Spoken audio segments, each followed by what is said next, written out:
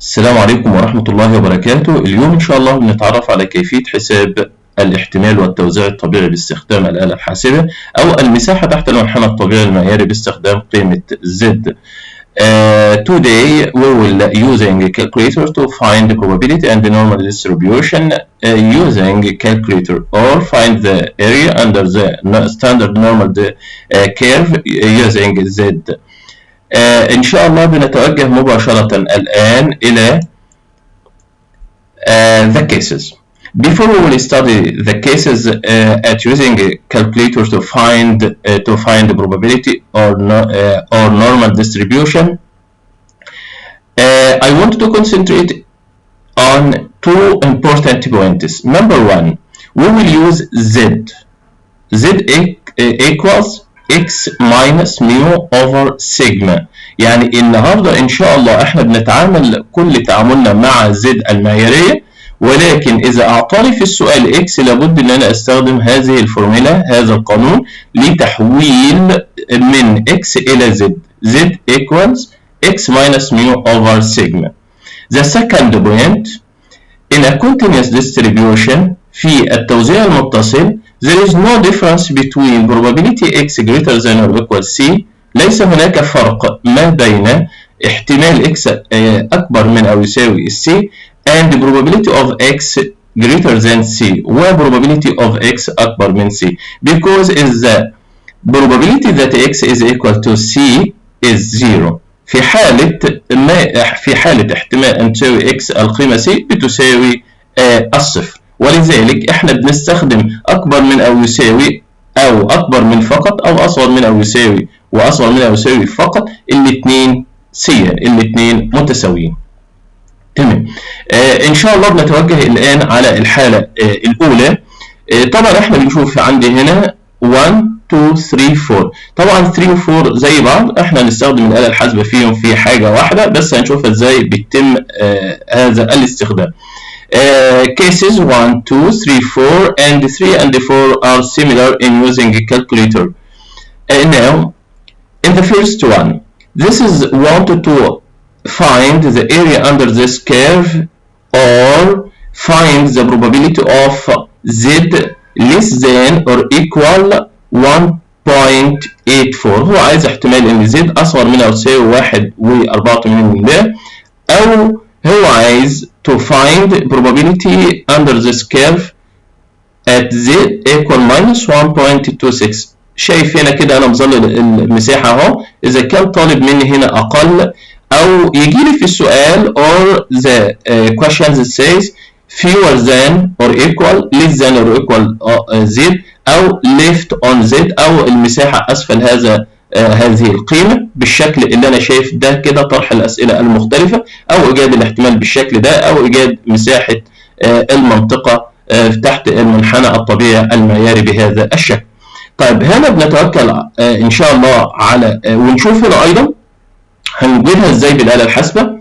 طيب في الحالة الثانية هيكون هنا أكبر من greater than probability of z أكبر greater than or equal 1.53 هنا or there also in positive or negative similar هنشوفها ازاي او comes in this questions more than or equal z greater than or equal z right on z.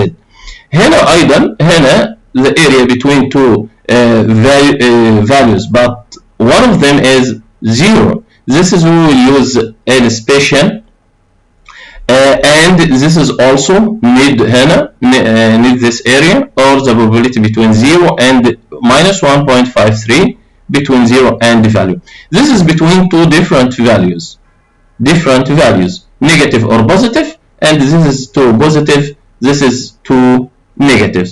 Now we will use the calculator in using this probability or this is area under the standard normal curve. هنشوف الآن دلوقتي مع بعض ازاي هنستخدم الآلة الحاسبة في تعيين الاحتمالات والتوزيعات الطبيعية بشكل مبسط وبخطوات بسيطة إن شاء الله الجميع يعرفها. هنا أول حاجة اعمل تكبير الاول بحيث تكون الرؤية واضحة للجميع ان احنا نشوفها مع بعض. هنا في اول شيء عندي هنا انا احل السؤال A واترك B للتدريب. هنا I will solve 1A but B I will leave for you to solve.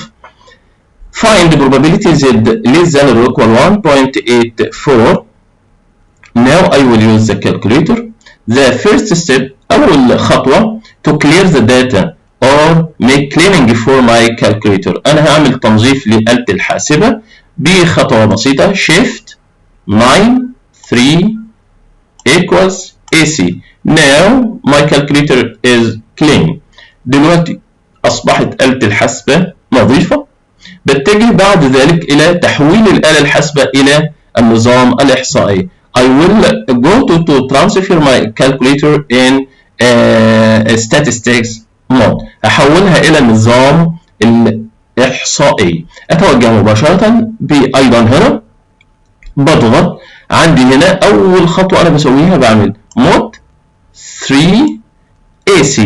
أصبحت عندي هنا الآلة الحاسبة محولة إلى نظام إحصائي. يبقى هنا تاني مود 3 AC صارت الآلة الحاسبة عندي محولة إلى النظام الإحصائي. طيب أتوجه إلى حل المسائل. I will go to solve my questions. Probability Z less than or equal 1.84. أجي هنا shift press shift 1 5. طيب shift 1 5 هنا بتظهر عندي B وعندي هنا Q وعندي هنا R. I will see B and Q and R. Which one of them I will use for these questions? في حالة favor than or less than or left on the Z أنا بستخدم الخيار رقم 1. يبقى shift 1 5 1 واضغط 1. أدخل القيمة على طول. write the value of Z 1.84 and press equal. هنا ادينا على طول المساحة 0.96712. اجي اشوف هنا كده عندي بالفعل اهي. اجي اشوف عندي اهو اقول له 1.84 0.96712. اجي اشوف السؤال الثاني في حالة اكبر من greater than.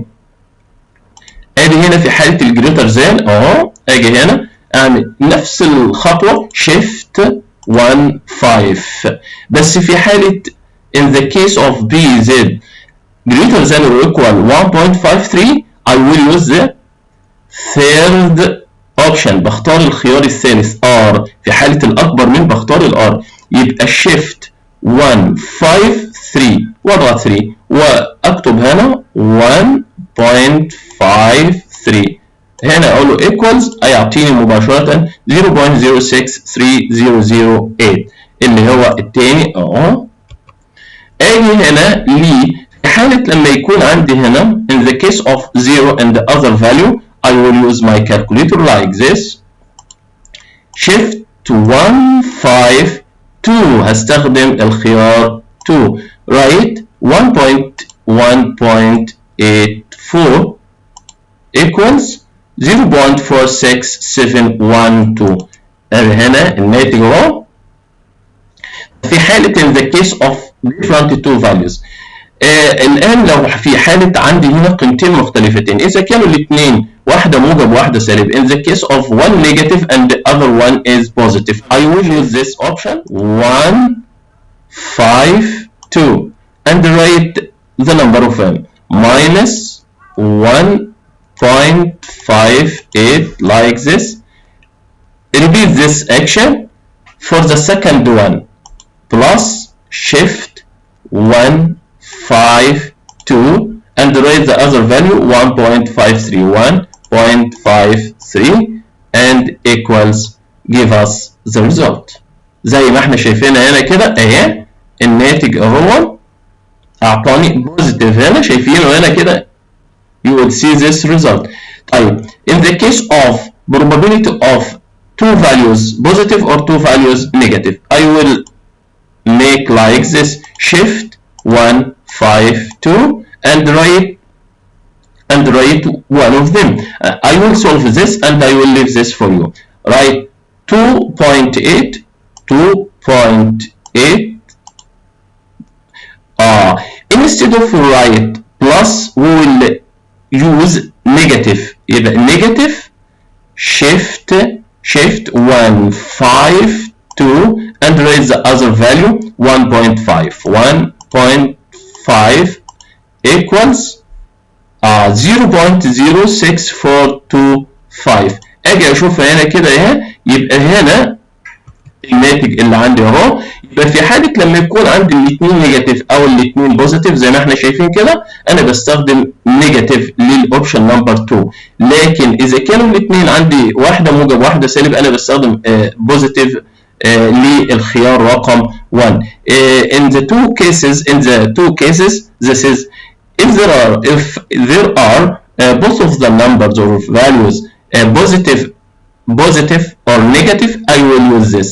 But in the case of one different is one negative and the other one is positive, I will use plus between the option 2. والسلام عليكم ورحمة الله وبركاته.